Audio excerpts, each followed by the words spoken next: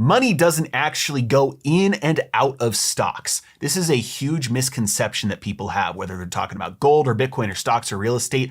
People typically say the phrase, oh, I put my money into this stock, or I'm going to put my money into Bitcoin.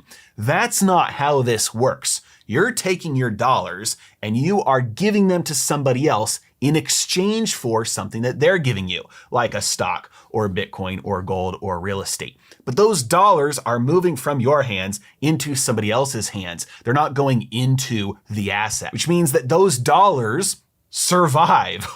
Whether you pay somebody else for one thing or you sell something to somebody else, it's the same number of dollars moving back and forth. When the stock market moves up and then moves down and then moves up again and then moves down and then moves up again, none of that has any bearing on the money supply. It's also why when you look at the total money supply, which includes money market fund balances, you see even less volatile movements because the total money supply is not changing here. The money itself is not disappearing from existence or coming into existence from simply the transactions of buying and selling. The only difference is who has cash, who has assets, and then where that cash is being held, which means all transactions transacted in dollars are net neutral, have zero effect on the overall money supply. Now, the obvious caveat to this is transactions that have to do with debt, because debt is how dollars come into existence,